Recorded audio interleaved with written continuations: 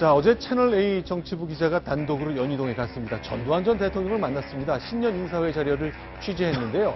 모르고 덤비면 다 망한다고 말했습니다. 전두환 대통령이 한 얘기인데 누구를 겨냥한 것이냐면요. 바로 박근혜 대통령입니다. 경제를 강조했는데요. 이렇게 말하는군요. 연희동 장면으로 안내하겠습니다. 이번 대통령은 경제를 잘 아는 사람이 나오게 해줬으면 좋겠어. 경제 쥐뿔도 모르는 사람들이 나와가지고 말이야 이래저래 다 까먹고 그러면 안 되니까. 경제 좀 아는 놈은 안 까먹겠지만 그래. 나는 경제 잘 모르는데 사공이 같은 사람이 잘 받쳐줘가지고 까먹을 리도 못 까먹게 해서 내가 안 까먹은 거야. 근데 그런 보장한 말도 잘 안 듣고 또 잘 모르는 사람이 지목돼요. 뭐 설치하면 두 손으로 흔들어 보면 다 망해. 자, 구자용 찾아게 주시면 이제 저 장면 보면요. 뭐 전두환 전 대통령의 특유한 말하는 스타일이 그대로 드러나는 거군요. 네. 일단 박근혜 대통령 탄핵 사태가 전두환 전 대통령의 입을 열게 했다 이렇게 볼 수 있을 것 같습니다. 네. 기억하시겠지만 전두환 전 대통령은 박근혜 대통령 취임 이후에 네. 일가 친척의 전 재산이 다 털려서 네. 이제 추징금을 좀 환수당하지 않았습니까? 네. 그래서 상당히 어떻게 보면 박 대통령에 대해서는 좀 좋지 않은 감정을 가지고 있었을 텐데 이 박 대통령이 탄핵된 이후에 경제를 잘 모르는 대통령 아니냐 이렇게 좀 비판을 하고 있는 게 아닌가 싶습니다. 네. 근데 전두환 전 대통령이요 축구 잘한다는 얘기는 들어봤는데 네. 경제 잘한다는 얘기는 오늘 처음 듣습니다. 네. 그러니까 이제 박근혜 대통령과 전두환 전 대통령의 차이는 뭐냐면 전두환 전 대통령 때 경제가 좋아진 건 사실이에요. 그런데 네. 참모를 잘 썼죠. 그러니까 네. 이른바 경제 참모, 경제 브레인을 전두환 전 대통령이 참 괜찮게 썼다. 지금 저기서는요, 401 당시에 이제 재무부 장관 얘기를 하는데, 네. 사실상 50의 경제 대통령은 따로 있었어요. 전두환 당시 전 대통령이 말이에요.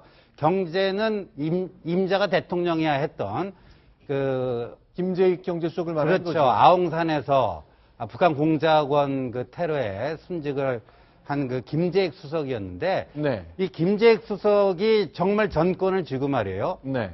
우리나라 그 박정희 시대 때부터 말이에요. 이게 저 고도 성장이 시작된 1980년에 처음으로 마이너스 6% 성장이 이루어지면서 한국 경제가 굉장히 위기에 빠집니다. 근데 그때 이제 김재익 수석이 말이죠. 물가를 안정시키고 그다음에 환율, 금리 이런 거를 과감하게 자유화시킴으로써 굉장히 그 단군일의 최대 호황이라고 얘기되는 그 3조 호황이 있었습니다. 올림픽 전에. 그거를 이제 만들어낸 건데, 그러니까 전두환 전 대통령의 그 참모 덕은 당시 그냥 톡톡히, 네. 그렇게 얘기할 수가 있겠죠. 근데 이제 보좌관 말 듣지도 않는다. 이게 바로 이제 대통령이 참모의 기능을 박근혜 대통령이 잘 받지 못한 그 점을 좀 지적하는 것 같은데, 나는 좋은 사람 골랐고, 참모들이 하는 말 잘 들었고, 그래서 내가 그만큼 경제를 이룰 수 있었다. 뭐 이런 얘기를 하고 싶은 것 같네요.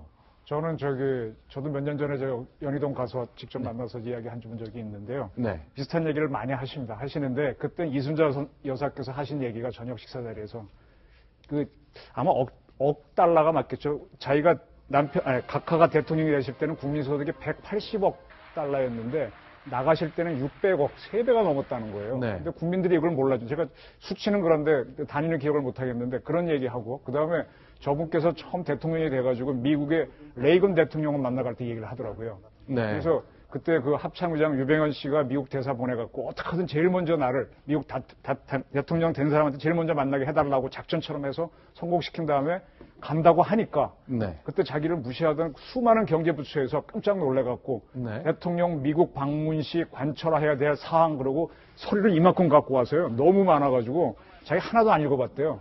안 읽었다고요? 너무 많아 읽을 수도 없고 내용도 모르겠고. 근데 네.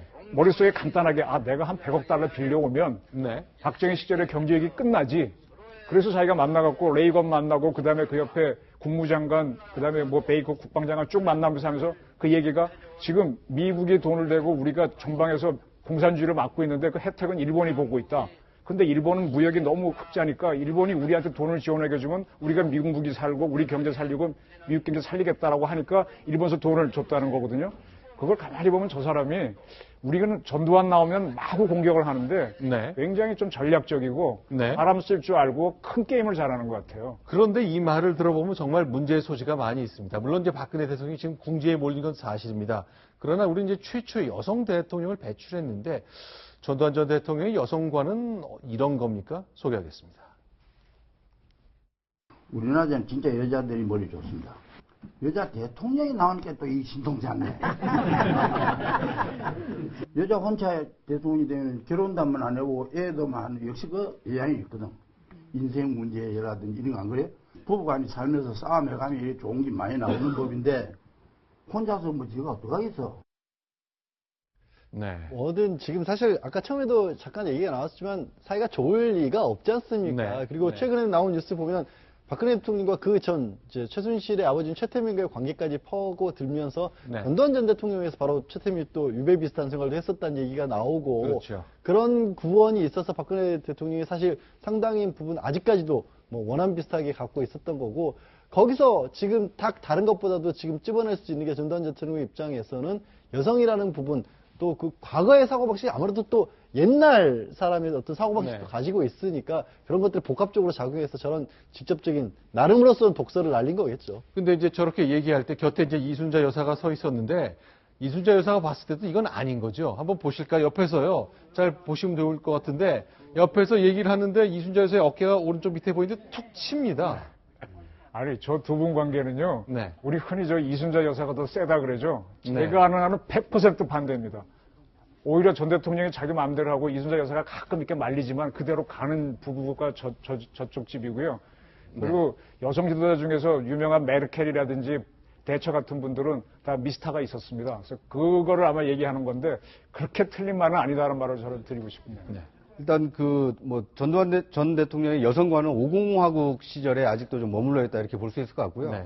또 본인 입으로 경제를 잘했다라고 지금 얘기를 하고 있지만 국민들이 인정을 해주지 않는 부분이 있습니다. 네. 왜냐하면 정당하게 권력을 쟁취하지 않았기 때문에 네. 권력을 군사 쿠데타로 찬탈했고 네. 또 광주에서 수천 명을 희생했기 때문에 수백 명. 수백 명을 희생하고 권력을 찬탈했기 때문에 네.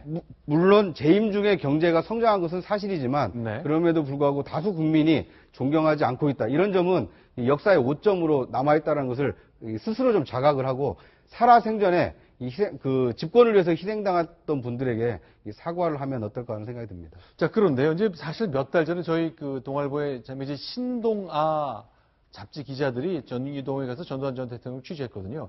그때는 이제 전 박근혜 대통령은 살아있는 권력이었습니다. 그 당시에 전두환 대통령은 과연 박근혜 대통령을 어떻게 묘사하고 어떻게 평가했을까요? 불과 몇 달 전으로 돌아가 보면 좀 상황이 다릅니다. 소개합니다. 난 지금 정치에 대해서 관심이 없어. 대통령 그 통치권에 관한 문제니까 함부로 뭐 이래라 저래라 건방지게 얘기하는 거. 선배 대통령이라고 해서 내 통치하고 이 사람 통치하고 근본적으로 다르거든. 가급적이면 많은 분야의 사람들을 불러서 만나주시면 좋겠다. 사실 그 전두환 대통령은요, 네. 박정희 장학생이라고 얘기할 수가 있죠. 네. 그러니까 박정희 대통령이 5.16 군사 쿠데타를 일으켰을 때, 그때 육사생도들이 네. 5.16 지지 시위를 하는데, 거기에 앞장선 사람이 전두환 전 대통령입니다. 그렇죠. 그 다음에 이제 박정희 청와대 시절에 거기 이제 청와대 근무도 하고요. 네. 수도경비사령부죠. 네. 그런데 이게 이렇습니다. 박근혜 대통령의 야인 생활 18년, 네. 그 청와대에서 나와서 말이에요. 네. 어떻게 보면 수달인 인생 경험을 할 때, 네. 우리나라 이 대통령제의 그 특징이 뭐냐면 전임자는 무조건 깎아내리지 않습니까? 이게 어떻게 보면 제왕적 대통령 제도의 폐해 중에 하나인데, 그러니까 네. 전두환 시절에 사실상 박정희 격하운동이 벌어진 거예요. 그렇죠. 그러니까 박근혜 대통령이요, 배신의 정치, 그때부터 사무쳤던 거예요. 네. 전두환 대통령 하는 걸 보면서, 저 사람 우리 아버지가 키워준 사람인데, 네. 어떻게 아버지 격하운동을 할 수 있지? 그때부터 박근혜 대통령이 배신의 정치에 한을 품게 되는 그런 사연이 있습니다. 네. 그래서 사실 전두환 추징법, 네. 어느 정권 때 와서 만들었습니까? 이 정권 와서 만든 거 아니에요? 그렇죠. 그러니까 서슬퍼런 시절에는 전두환 전 대통령이 뭐라고 못했어요. 근데 이제 박근혜 대통령이 힘이 빠지니까 네. 또 저렇게 나름대로 그 반격, 뭐랄까요, 복수를 또 하는 것 같습니다. 그렇죠. 불과 한 4년도 채 되지 않은 시점에 이제 전제국 씨나 아들들 집에서 이런 조각상들 다 실어내는 장면 다 우리가 생생히 기억하고 있지 않습니까? 네. 저 두 분 사이는 저 아까 잠깐 얘기하실 때 수도방위 사령관이 아니고 그때 경호실 차장보로 있었죠. 전두환, 네. 소장, 준장 때 있었죠. 그런 관계인데 오빠라고도 했다고 하고. 네. 근데 두 사람 관계를 이렇게 볼 수도 있습니다. 아마 박근혜 씨가 대통령이 되리라고는 그 당시에 생각한 사람은 아무도 없었을 거예요. 네. 근데 그때 박정희 금고에서 나오는 돈을 권숙정 비서관을 통해서 갖다 줬고, 네. 그 다음에 경남기업에서 만든 성북동 집을 한 채를 그냥 갖게 해줬잖아요. 상당히 네. 배려를 했고, 그 다음에 최태민하고도 뛰어났는데 둘이 또 만난다 그래서 그걸 에이 하고 봐주고 상당히 배려를 했고, 다만 최태민은 좀 많이 좀 못 살게 굴었는데 네. 그때 제대로 했으면 이런 사태가 안 났을 텐데 하는 생각도 있을 거고요. 그래서 네. 아마 저는 전두환 씨 입장에서는 박 대통령에 대한 배려를 했는데 결론적으로 지금 정치도 실패하고 경제도 지금 별로 안 좋고 그다음에 저렇게 쭉 그렇게 하는 걸 보니까 아마 저런 얘기를 하지 않았겠나 이렇게 봐야지. 물론 뭐 감정도 있겠지만 저는 어느 정도 객관성이 있는 발언이다 이런 의견을 좀 드리고 싶습니다. 자, 아주 기억나 새록새록 날 법한 예전의 오래된 흑백 사진 지금 여러분께 보여드리고 있습니다. 결국 권력이란 이런 건가? 결국 불과 몇 달 전 탄핵 국면 없었을 때는 건방지게 내가 전임자로서 통치하는 방식이 다른데 말하지 않겠다 했지만 이제는 경제를 쥐뿔도 모르는 대통령이라는 표현까지 쓰는 것 상황까지 왔습니다.